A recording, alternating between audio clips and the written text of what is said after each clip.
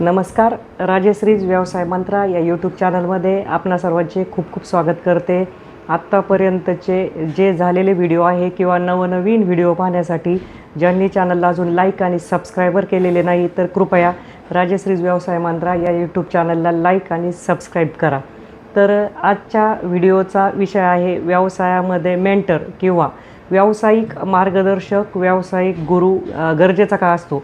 की नेहमी मी आत्तापर्यंत सांगत आलेले आहे की व्यवसायाची निवड कशी करावी किंवा व्यवसाय करताना येणाऱ्या अडचणी, आत्मविश्वास कसा वाढवावा. पण आजचा विषय छेडण्याचं एक विशिष्ट कारण म्हणजे आम्हाला स्वतःला आज माझ्या पाठीमागे जो मॅग्नाप्लास्टचा बोर्ड दिसतोय तर एक आशिया खंडातील चुंबक बनवणारी पहिली कंपनी ही मॅग्नाप्लास्टची ओळख तुमच्या सर्वांपर्यंत नव्हे महाराष्ट्रभर पोचलेली आहे. तर या कंपनीचा MD म्हणून कार्यरत असताना आम्हालाही मेंटर असतात, व्यावसायिक मार्गदर्शक असतात.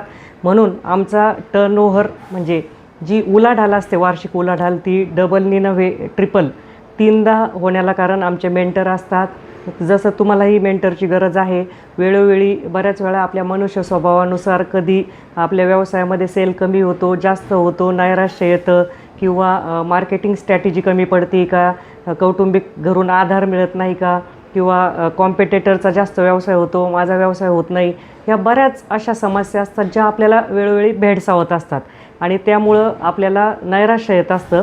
तर मी वेळोवेळी नैराश्यासाठी सांगत असते आध्यात्मिक समुपदेशन, कौटुंबिक समुपदेशनही याच चॅनलवर असते. अशा सगळ्यांचा मिलाप राजश्रीज व्यवसाय मंत्र आहे.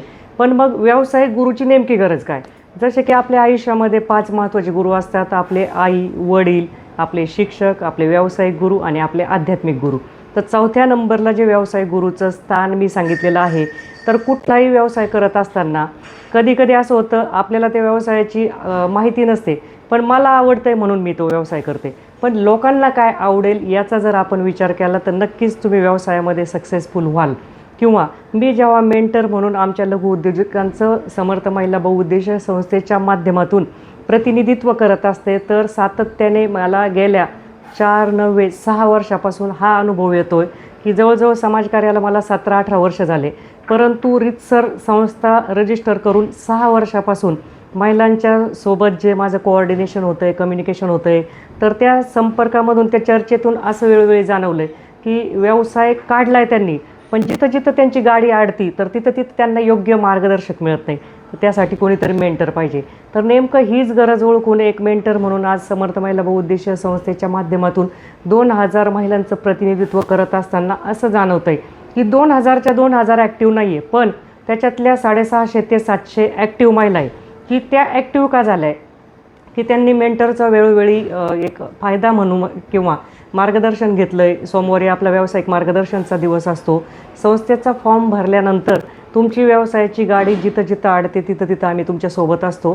तर त्या व्यावसायिक मार्गदर्शनमधून त्यांना वेगवेगळ्या गोष्टी, छोट्या गोष्टी असतात, तर त्या छोट्या गोष्टींचं तिथं मार्गदर्शन केलं जातं. आणि मग हा नियम फक्त उद्योजकांनाच आहे का? नाही, व्यवसाय करणाऱ्यांना आहे किंवा आपल्या नित्य जीवनामध्ये वेगवेगळ्या समस्या येत असतात. तर त्याच्यातही आपल्याला मेंटरची गरज भासत असते. कारण जो निर्माण करतो तो विकू शकत नाही किंवा जो विकू शकतो त्याला प्रोडक्शनची आयडिया नसते किंवा ज्याला मार्केटची आयडिया असते तर त्याला बाकीच्या गोष्टींची आपण म्हणू की ग्राउंड लेवलची आयडिया नसते. तर ह्या सगळ्यांचा मिलाप आपला मेंटर असतो, जो आपल्यातली कमी वेळोवेळी शोधून आपल्याला मदत करत असतो. तर आत्तापर्यंत ज्यांनी कोणी मेंटर केलेलं नाही आपल्या व्यवसायाचं, समजा एखाद्याचा केक बनवण्याचा व्यवसाय आहे किंवा एखाद्याचा दिवाळी फराळ बनवण्याचा व्यवसाय आहे. अतिशय उत्तम क्वालिटीचं फराळ बनवताय, अतिशय उत्तम क्वालिटीचा तुम्ही केक बनवताय, पण तुमची मार्केटिंग होत नाही, तुम्ही जास्त कस्टमरपर्यंत पोहोचू शकत नाही. तर त्याचे वेगवेगळे छोटे कारणं असतात. का मी आलेल्या फोनला कमिटेड आहे का, मी मार्केटिंग स्ट्रॅटेजी वापरते का, मला जेव्हा ग्राहक फोन करताय तर मी तो फोन वेळेवर उचलते का, नाही उचलला तर मी कॉल बॅक करते का, मी त्यांना वेळेत ऑर्डर पूर्ण करून देते का. याचंच उदाहरण म्हणजे अन्न पदार्थ व्यवसायामध्ये स्विगी आणि झोमॅटोच का पुढं आहे, त्यांनी कोणती स्ट्रॅटेजी वापरली. कारण आपण स्विगीला किंवा झोमॅटोला ऑर्डर टाकल्यानंतर लीड टाईम असतो, वेटिंग टाईम असतो. मग त्या टायमामध्ये आलं नाही तर आपण लगेच रिव्ह्यू टाकतो. मग त्या लोकांना त्याचा भुर्दंड बसतो जे आपल्याला सप्लाय करतात. मग ते अलर्ट राहतात. तसंच आपण संस्थेला नियम लागू केलेले आहे की तुम्ही मीटिंगला वेळेत आले पाहिजे, वेळेचं महत्त्व ओळखलं पाहिजे. आणि ह्या छोट्या छोट्या गोष्टी, अशा बऱ्याच गोष्टी आहे की ज्याच्यातून तुम्ही व्यवसायामध्ये अजून सक्सेसफुल होऊ शकता. तर आत्तापर्यंत ज्यांनी फॉर्म भरला आहे, मीटिंगलाही आल्या नाही, मेंटरही केलं नाही.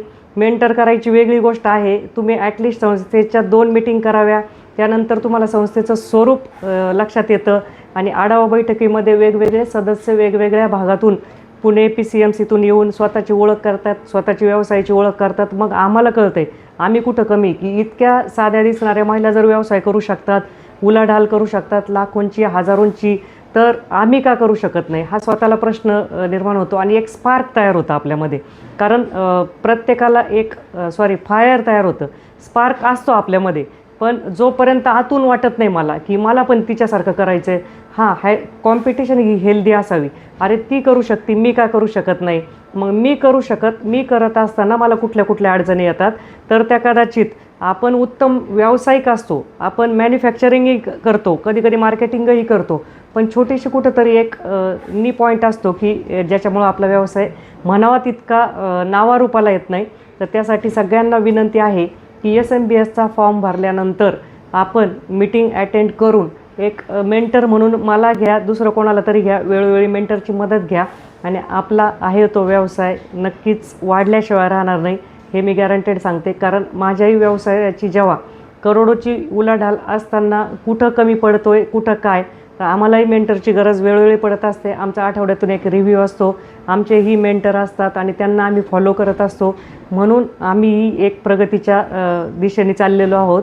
तसंच तुमच्या सगळ्यांचं, जसं की आधी केले मग सांगितले, त्या उक्तीप्रमाणे आधी मी अनुभव घेतला आहे म्हणून तुम्हाला सांगते. कारण बोलणारे कन्सल्टंट किंवा बोलणारे मोटिवेशनल स्पीकर किंवा माझ्यासारखे व्हिडिओ टाकणारे तुम्हाला खूप भेटतील, परंतु ॲक्च्युली वर्क करणारे, की ॲक्च्युली माझा उद्योग सांभाळून मी उद्योजका असून तुम्हाला सांगते की मी फक्त तुम्हाला मोटिवेशनसाठी व्हिडिओ करून टाकत नाही, याची सगळ्यांनी दक्षता घ्या. आणि जेव्हा जेव्हा तुम्हाला गरज पडेल तर कधीही मी तुमच्यासाठी मेंटर म्हणून काम करायला तयार असेल. धन्यवाद.